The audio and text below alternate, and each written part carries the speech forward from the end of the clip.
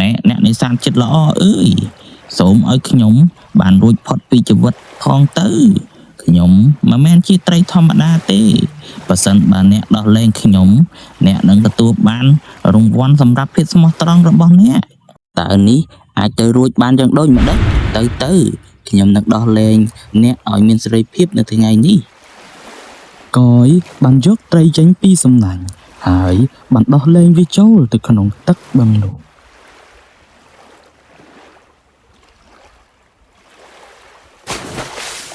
មើលទៅតើមាសប្រាក់ទាំងអស់នេះមកពីណាហាក់ដូចជាទ្រព្យសម្បត្តិធ្លាក់ទៅលើមេឃអញ្ចឹងវាសនារបស់យើងបានផ្លាស់ប្ដូរហើយនៅឯបឹងចិត្តទន្លេក្នុងភូមិមួយមានអ្នកនេសាទត្រីដ៏ក្រីក្រម្នាក់ឈ្មោះកយដែលបានចុះចាញ់ចំពោះវាសនារបស់គាត់ហើយត្រូវប្រឈមមុខនឹងភាពលំបាកនៃជីវិតរៀងរាល់ថ្ងៃការនេសាទរបស់គាត់មិនសូវរកបានត្រីច្រើននោះទេហើយត្រីដែលគាត់រកបានក៏មិនគ្រប់គ្រាន់សម្រាប់ជីវភាពរបស់គាត់ផងដែរ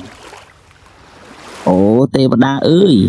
តើខ្ញុំត្រូវតស៊ូបែបនេះរហូតដល់ពេលណាសូមបំពេញបំណងប្រាថ្នាឲ្យខ្ញុំម្ដងមកបន្ទាប់ពីមួយសន្ទុះក្រោយមកសំណាញ់របស់គាត់បានចាប់ផ្ដើមធ្ងន់ហើយធ្វើឲ្យកយភ្ញាក់ផ្អើលគាត់ចាប់ផ្ដើមទាញសំណាញ់ហើយគាត់បាននិយាយថាអូតើនេះជាអ្វីទៅសំណាញ់មានអារម្មណ៍ថាធ្ងន់ជាងមុនហាក់ដូចជាចាប់បានត្រីធំមួយនៅក្នុងសំណាញ់មានត្រីចម្លែកមួយដែលចេះនិយាយហើយគាត់បានភ្ញាក់ផ្អើលជាខ្លាំងណែអ្នកនេសាទចិត្តល្អអើយសូមឲ្យខ្ញុំបានរួចផុតពីជីវិតផងទៅខ្ញុំមិនមែនជាត្រីធម្មតាទេបើសិនបើអ្នកដោះលែងខ្ញុំអ្នកនឹងទទួលបានរង្វាន់សម្រាប់ភាពស្មោះត្រង់របស់អ្នក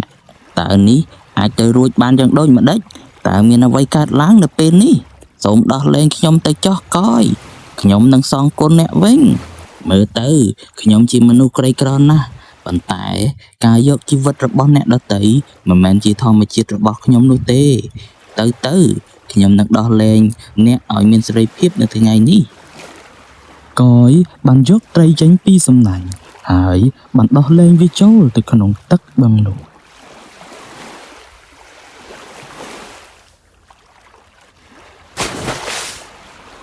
កយភាពស្មោះត្រង់របស់អ្នកនឹងទទួលបានការតបស្នងមកវិញជីវិតរបស់អ្នកនឹងផ្លាស់ប្ដូរកយបានមើលឃើញត្រីបាត់ខ្លួនដោយសេចក្តីភ្ញាក់ផ្អើលបន្ទាប់ពីមួយរយៈពេលក្រោយមកគាត់បានត្រឡប់ទៅខ្ទមរបស់គាត់វិញដោយភាពនឿយហត់ប៉ុន្តែពេលដែលគាត់ឈានដល់ខ្ទមរបស់គាត់ភ្នែករបស់គាត់បានបើកធំឡើងដោយសេចក្តីភ្ញាក់ផ្អើល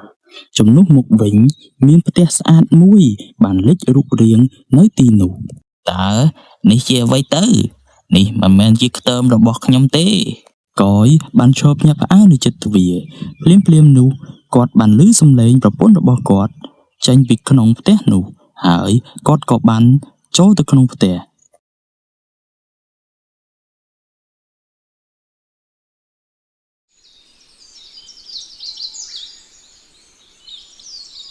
កយអ្នកត្រឡប់មកវិញហើយមែនទេមើលនេះទៅខ្ញុំមិនដឹងថាមានរឿងអ្វីកើតឡើងនោះទេខ្ញុំកំពុងតែដេកនៅក្នុងខ្ទមហើយភ្លាមពន្លឺពណ៌ចម្លែកមួយបានបំលែងវាជាផ្ទះស្អាតមួយនេះហើយខ្ញុំចង់បង្ហាញអ្វីមួយដល់អ្នកទៀតប្រពន្ធរបស់គាត់បាននាំកយចូលទៅក្នុងបន្ទប់មួយដែលមានមាសនិងប្រាក់ច្រើនកលើគ្នាមើលទៅតើមាសប្រាក់ទាំងអស់នេះមកពីណាហាក់ដូចជាទ្រព្យសម្បត្តិធ្លាក់ទៅលើមេឃអញ្ចឹងវាសនារបស់យើងបានផ្លាស់ប្ដូរហើយអូខ្ញុំយល់ហើយនេះប្រកាសជាពររបស់ត្រីចេះនិយាយនោះហើយ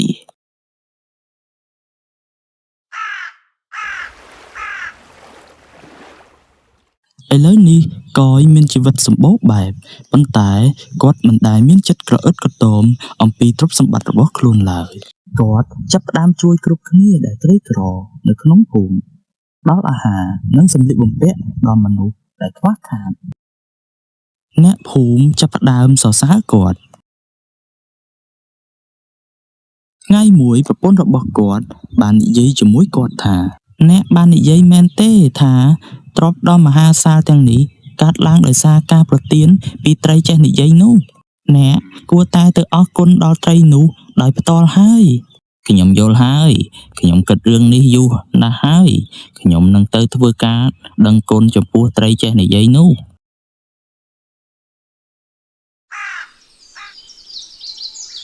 ល្ងាចនោះកយបានទៅកាន់បឹងជិតទន្លេហើយនិយាយថាលើកមុនខ្ញុំបង់សំណាញ់ហើយត្រីនោះបានជាប់សំណាញ់ភ្លាមមិនដឹងថាថ្ងៃនេះនឹងបង្ហាញមកឬអត់នោះទេខ្ញុំនឹងហៅត្រីវេទមន្តនោះលមើល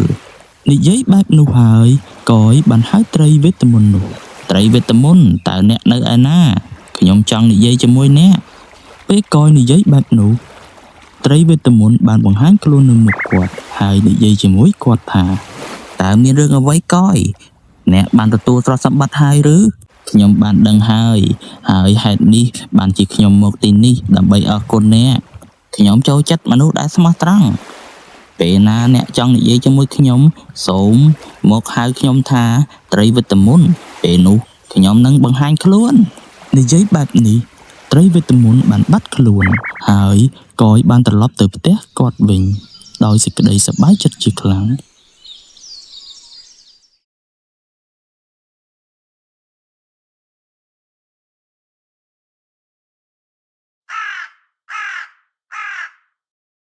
ចាប់តាំងពីថ្ងៃនោះកយរៀងរាល់ថ្ងៃទៅកាន់បឹងនោះហៅត្រីវេទមន្តហើយនិយាយលេងជាមួយគ្នាយូរជាងមុន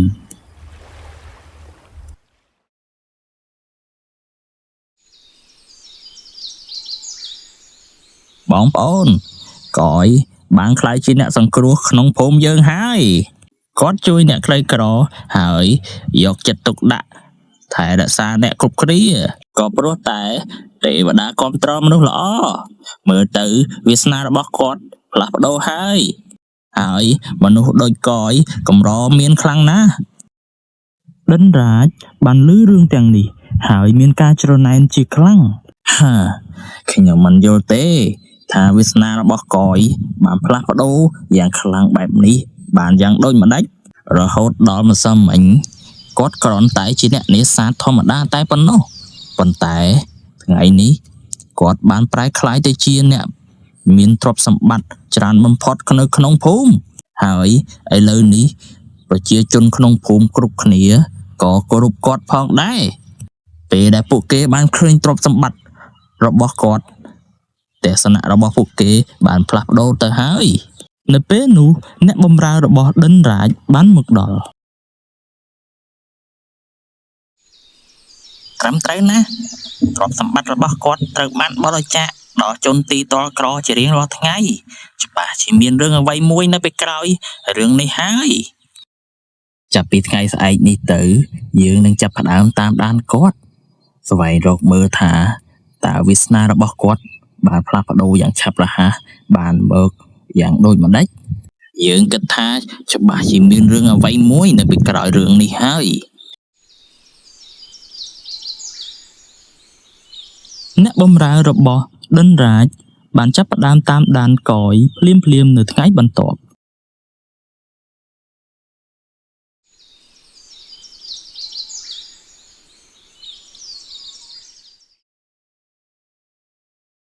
ប្រហែលថ្ងៃក្រោយគាត់បានឃើញកយទៅកាន់បឹងជិតមាត់ទន្លេនោះហើយបានហៅត្រីវេទមន្តថាត្រីវេទមន្តមើលទៅមិត្តរបស់អ្នកនៅទីនេះហើយឥឡូវចេញមកតើអ្នកនៅឯណាត្រីវេទមន្តនោះបានបង្ហាញខ្លួនភ្លាមអរគុណអ្នកច្រើនខ្លាំងណាស់គឺដោយសារតែអ្នកដែលធ្វើឲ្យប្រជាជនក្នុងភូមិគោរពខ្ញុំឥឡូវនេះពួកគេស្វាគមន៍ខ្ញុំសរសើរខ្ញុំគ្រប់គ្នានៅក្នុងភូមិមានសុភមង្គលខ្លាំងណាស់ទេកយនេះគឺជារង្វាន់សម្រាប់ភាពស្មោះត្រង់របស់អ្នកខ្ញុំបានផ្ដល់របស់មានតម្លៃឲ្យអ្នកដោយសារតែភាពស្មោះត្រង់របស់អ្នកតែប៉ុណ្ណោះនិងចិត្តល្អរបស់អ្នកបម្រើនោះបានឮសាច់រឿងទាំងអស់ហើយបានរត់ទៅប្រាប់ដិនរាជ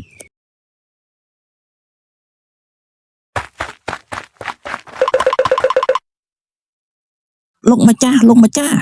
ខ្ញុំបានឃើញអ្វីគ្រប់យ៉ាងហើយ អាចកំបាំងនៅពីក្រោយទ្រព្យសម្បត្តិរបស់កយគឺបានមកពេចត្រីវិតមុន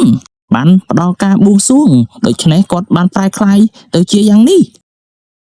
បន្ទាប់ពីស្ដាប់សាច់រឿងទាំងអស់ហើយដិនរាជបានរៀបចំផែនការអាក្រក់មួយ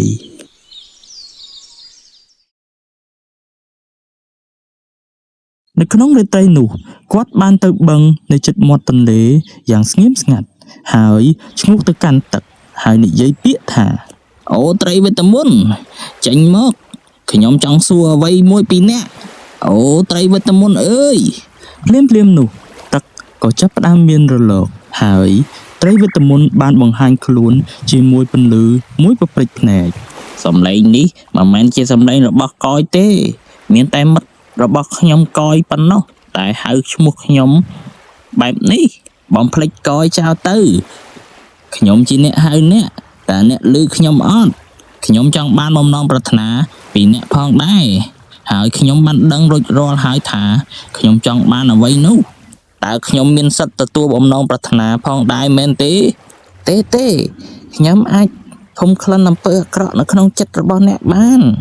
ខ្ញុំមិនផ្ដល់បំណងប្រាថ្នាដល់អ្នកដែលមានចិត្តលោភលន់នោះទេមុខរបស់ដិនរាជបានធ្លាក់ចុះគាត់បានដឹងថាត្រីវិតមុនផ្ដល់បំណងប្រាថ្នាដល់អ្នកដែលមានភាពស្មោះត្រង់ប៉ុណ្ណោះប៉ុន្តែពេលនោះគំនិតបិសាចបានចូលក្នុងចិត្តរបស់គាត់បើខ្ញុំបង្ហាញថាកយមិនស្មោះត្រង់ប្រហែលជាត្រីវិតមុននោះនឹងយកទ្រព្យសម្បត្តិមាសប្រាក់ត្រឡប់ពីគាត់មកវិញបន្ទាប់មកខ្ញុំនឹងអាចទទួលបានវាបានហើយ